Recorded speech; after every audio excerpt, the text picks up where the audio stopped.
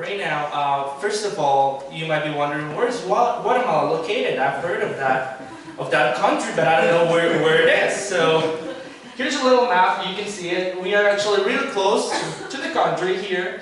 We're right below Mexico. So it's that little country that you can see over there, the purple one with circle.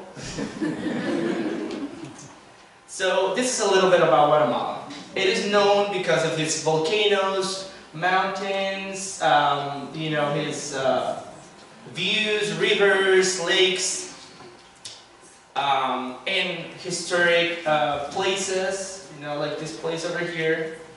But it is also known for these very shocking facts that you're going to see over here. Guatemala has a population of around 16 million people. And as you can see here, 52% of that amount is living in poverty right now. 52%.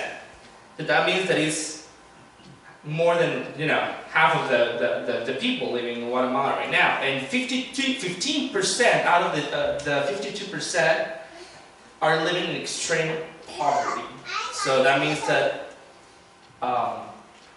people that they don't have anything to eat, they don't have a job, they barely have a place to live. So,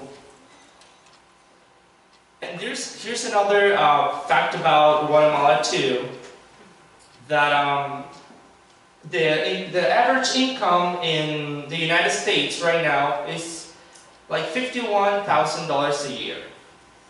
In Guatemala, it's like $2,700 a year. So that means that if you have $50, a person in Guatemala has $2.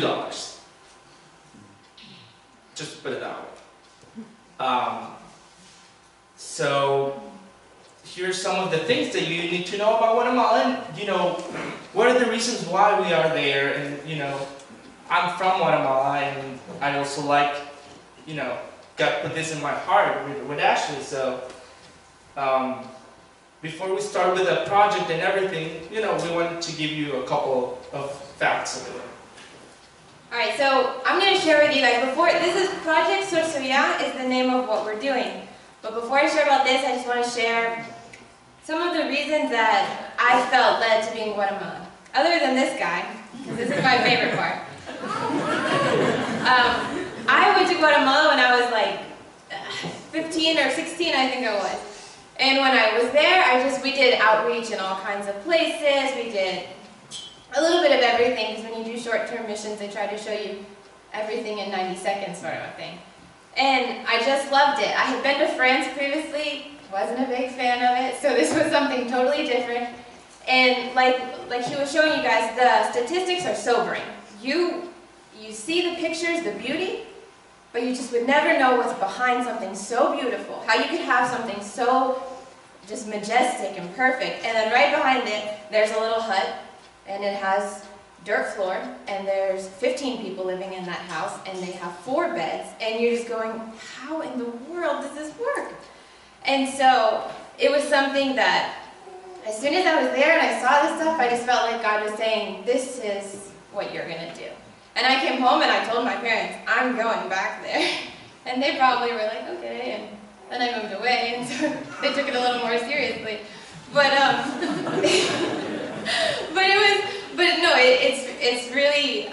it's really become a passion for us.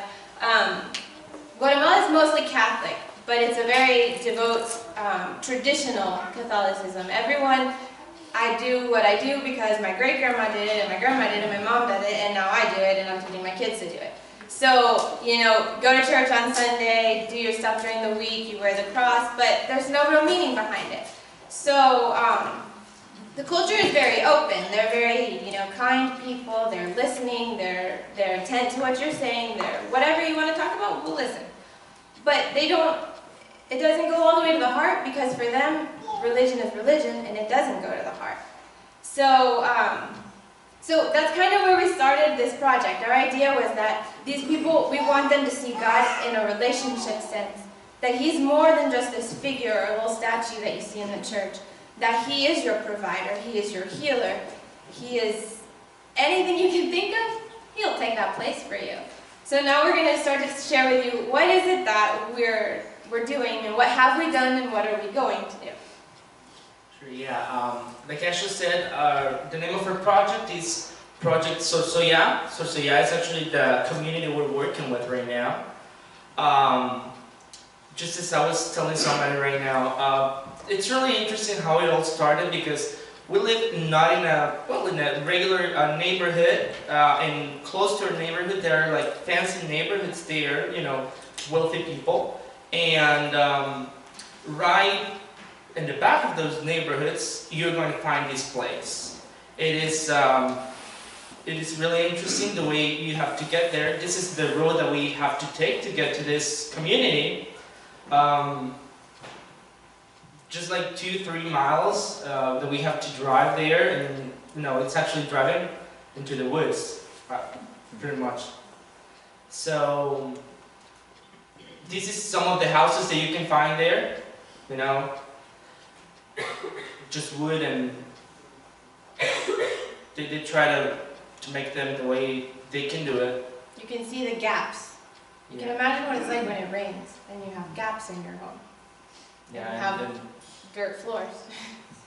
So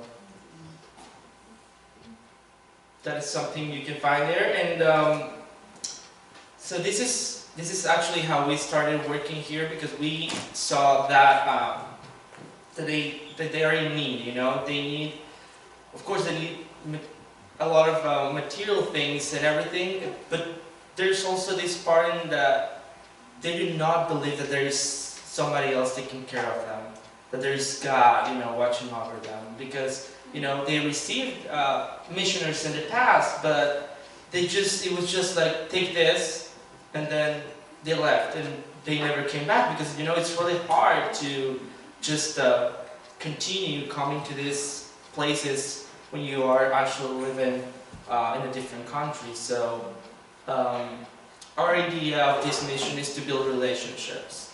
Alright? If you get to know me, if you get to know my life, the things I've been going through, then you are going to understand why I'm saying that God is my provider, God is my healer. That is actually what we are trying to show them right now. Our first project that we kind of took on last year is called, we just named it Baskets of Love.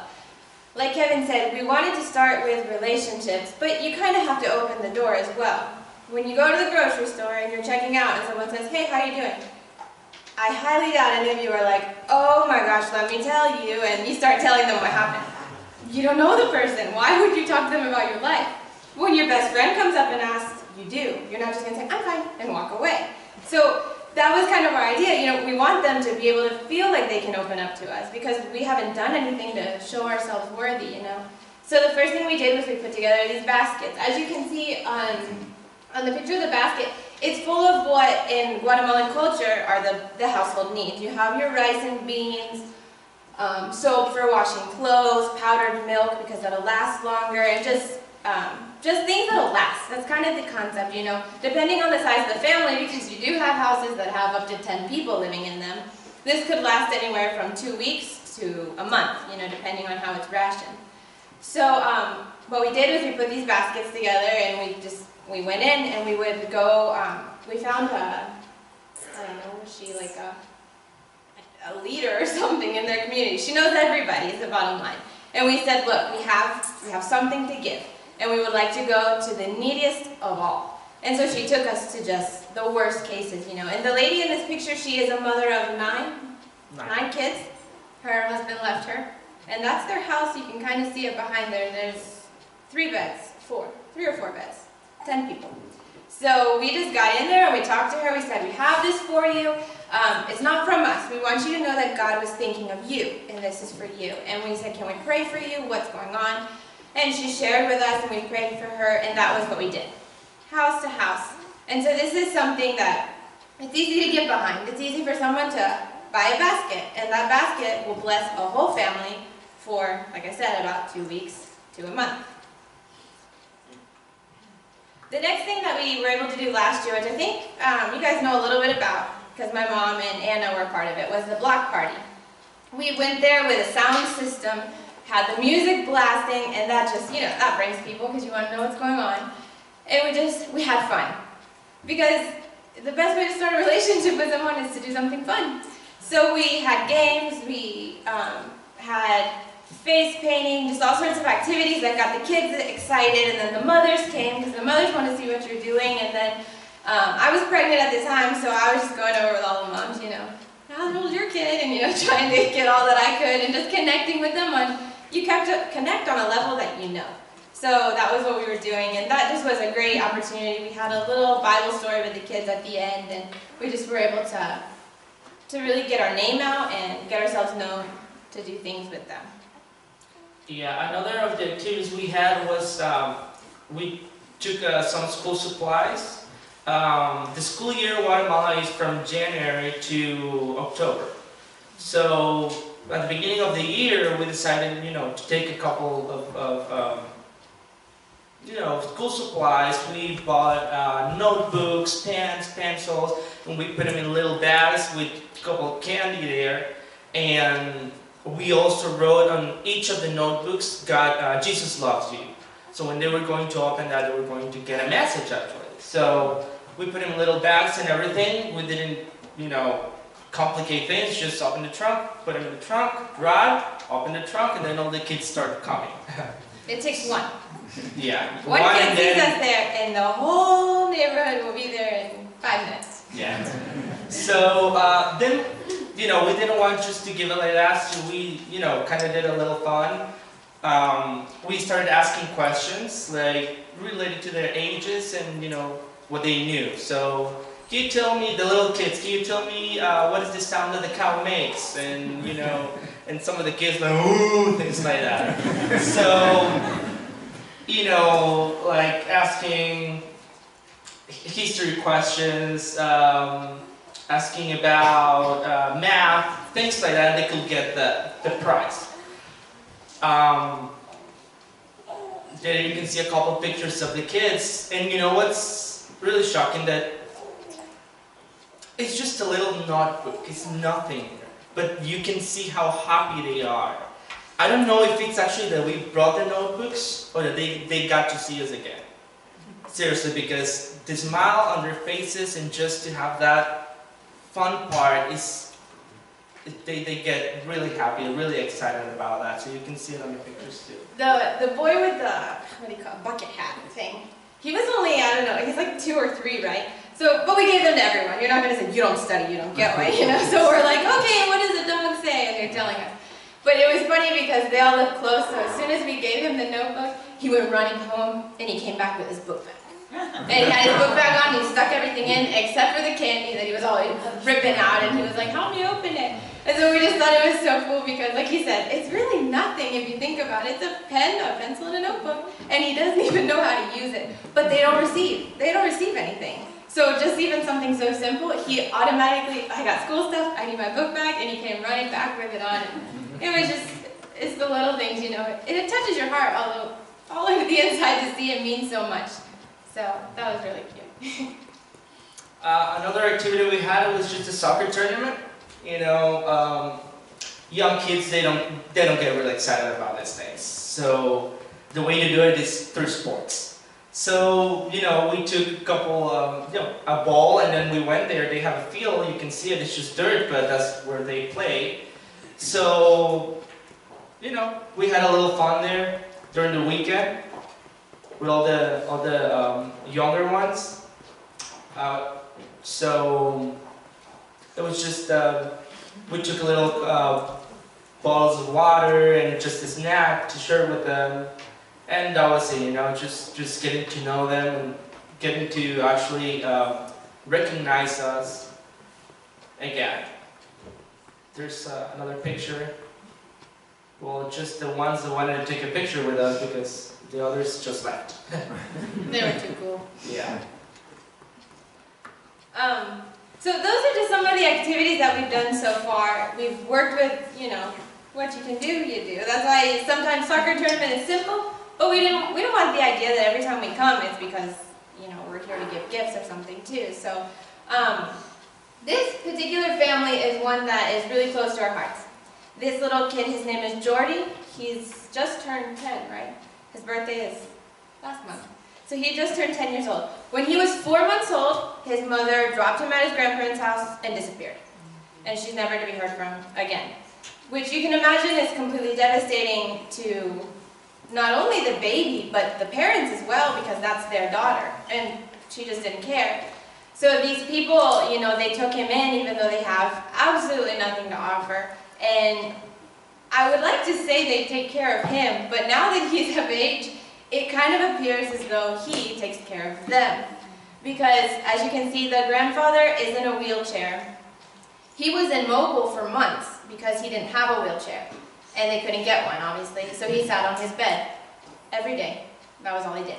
When he had to go to the bathroom, they had to go up a hill to where their bathroom area is, and the grandson or the older lady would help him walk up there. He told us he fell all the time because he's a pretty big guy. And so thankfully someone was able to get this wheelchair for him, and so now he can at least sit outside because they still don't have a way to leave. The path is horrible. But this is their kitchen. Their house is 2 rooms, kind of. This is the kitchen. If you can kind of see, I don't know, I'm going to point this out.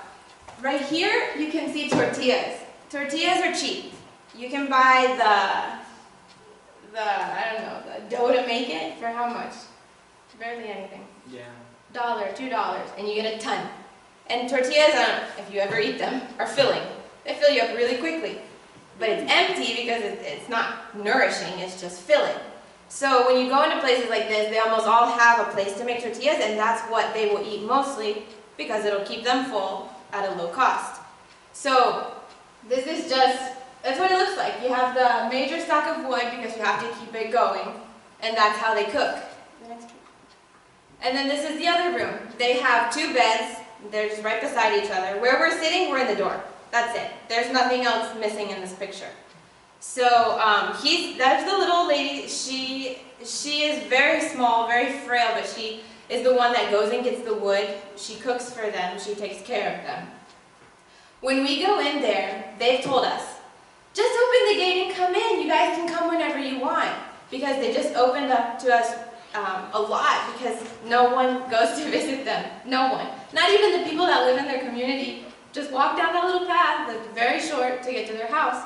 So they welcome us in. They have a huge avocado tree that's just there by chance. And when we went there last time, we sat down to talk to them and they start telling us about everything. She's offering us tortillas. We know it's all she has, but she wanted to take care of us. And she says, Jordy, go get them some avocados. And the kid just monkeys up the tree and starts throwing these avocados down. And our other friend was with us and she was running and catching them. You're going to break them! And she was grabbing them. And then they just kept saying, more, get them more, get them more. And we were just like in such shock. We were there to give to them, and the first thing they wanted to do was give to us. Yeah, we ended up with a bag of 20 avocados. For the 2 of us.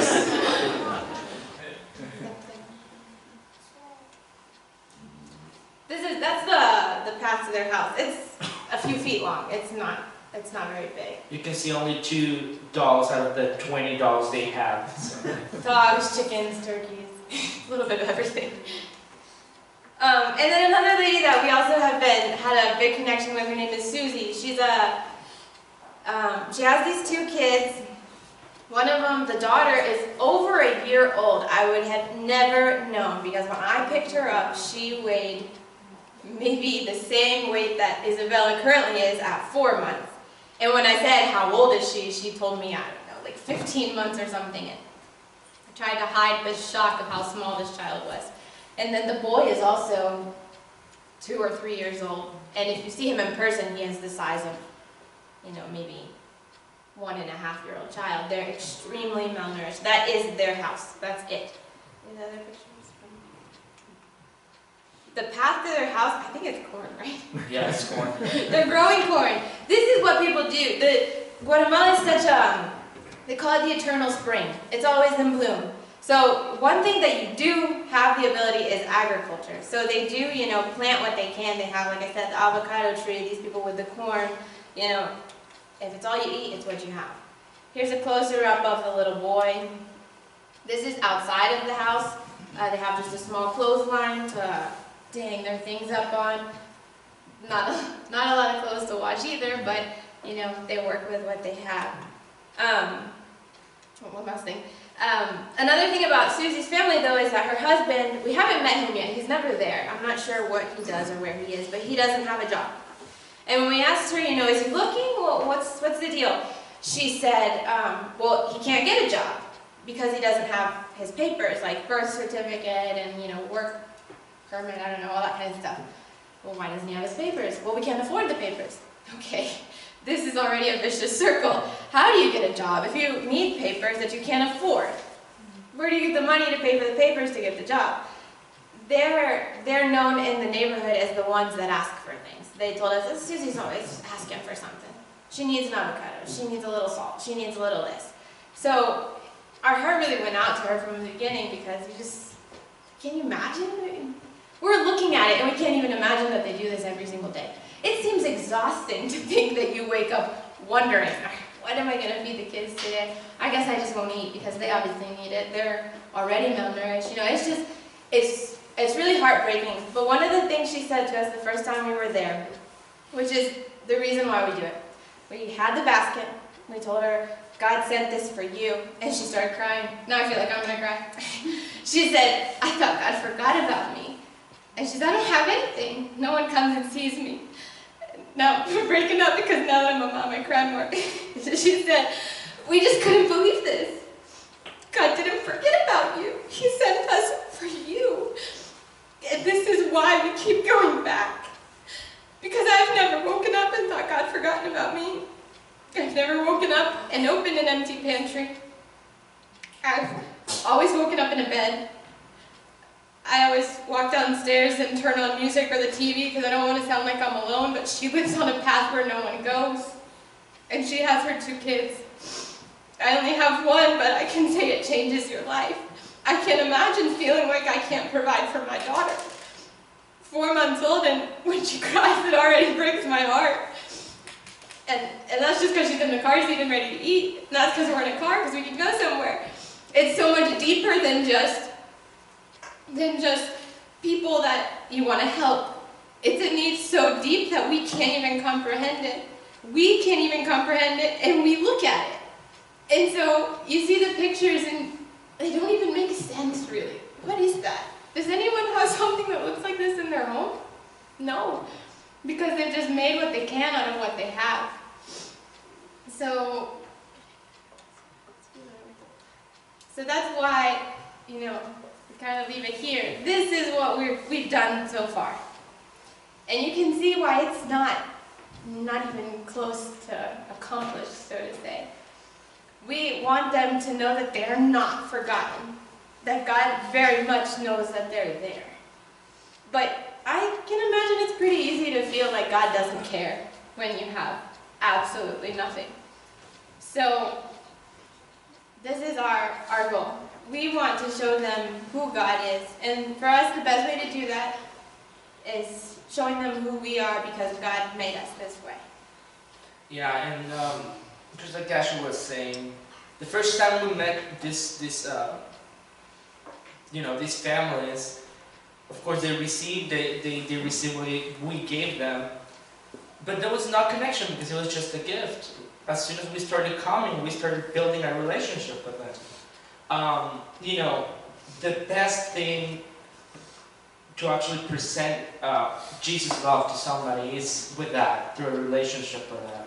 Because then they get to know you. They get to know how God changed your life. So that's actually our main goal. We want to be able to do a lot more. We are planning at the end of the year to go ahead and do, how's it called? Like a Bible study for kids. A vacation Bible school. Yeah, the vacation Bible school. We know that there are a lot of moms doing actually nothing because they can't. They have to take care of their kids. They're at home. So we want actually to take some people that can teach them to do things, to develop their talents, to get some money out of the talents they have. So we want to start working, do bigger things. Who knows, in the future, maybe we can have people coming from here to help us in a bigger project. To see that it's not only the two of us, that they can see that there's a big family that are thinking about them and are working every day and praying for them. And then you said, I heard about you. You are Susie, right? Yes, okay, we heard about you. My name is... So they know that it's actually going somewhere. It's not just another person coming and saying, I'm going to pray for you and then leave. So that's something that we would want to do here.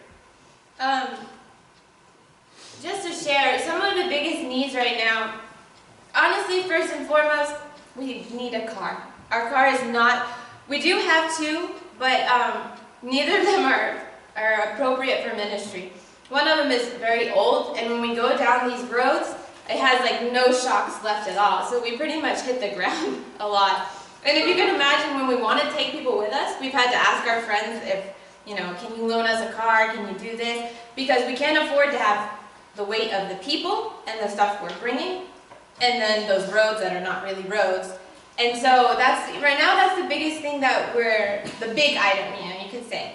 The next thing, as I had mentioned before, the baskets. For each basket, it's about $35. So basically, for $35, you could sponsor a family to eat for, let's round it up to a month. So there's a lot. It's a small community, but like we said, one person comes out and then you just don't even know where all these people come from, because it doesn't look like that many people could live there, but there are just tons of people. And we did actually have an issue the first time we went, because a lady was kind of mad at us that we didn't have enough baskets for everybody. But it's expensive. We can afford to cover, groceries for the entire place. But $35, one person throws it down, okay, one family, next, and we feel like it is possible to cover for each family. So that's a big thing. Number 3, we wrote sponsors. And I'm going to explain a little what we mean by sponsors. With each family, you can imagine there's a very specific need. For example, Susie, her husband needs his papers. You might think we're talking about a big number. When we got Isabella's birth certificate a couple weeks ago, how much does it cost? Like $4. $4. I think that was it. And he might need a copy of that and maybe one other paper. They don't cost anything. So we're thinking, we would really like to grow a sort of sponsorship program, say Susie's family is covered by so-and-so, and when he needs his paperwork, we're going to get that done.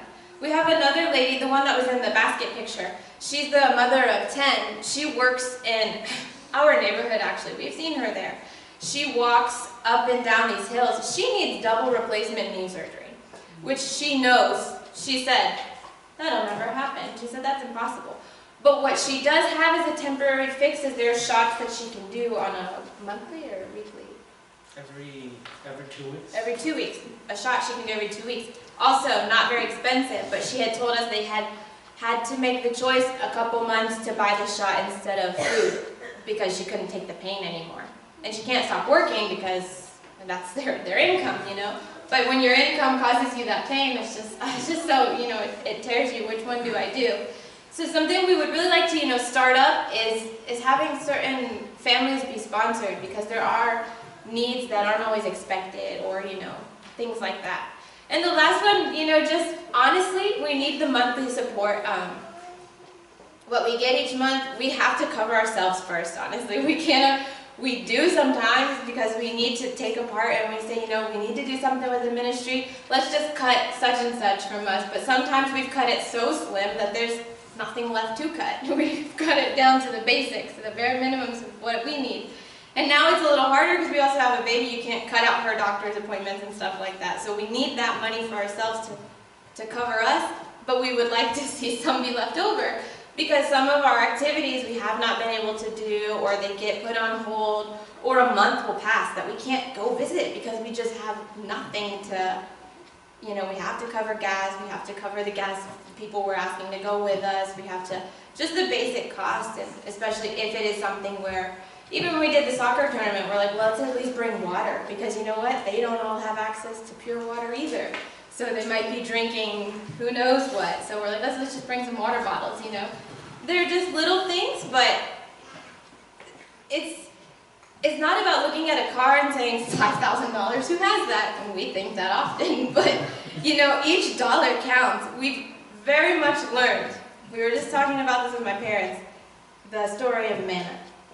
It is incredibly hard to believe that each day will be provided for when we live in a society that says save, plan ahead, you need it now, you need to start college fund when your baby's born, you need to do this, you need to do that. When in actuality, those aren't bad things, but it's not the answer always either. Sometimes all you have left to do is trust that God's going to provide for tomorrow. Because today I need to pay this, and I have the money. So who am I to say, well, let's just save it in case something else happens? No, you pay what you have to, and just, you know, prepare for what's to come. And like the song, I don't know the song, but the song that was up there this morning, it said, you haven't failed me yet. And that's true.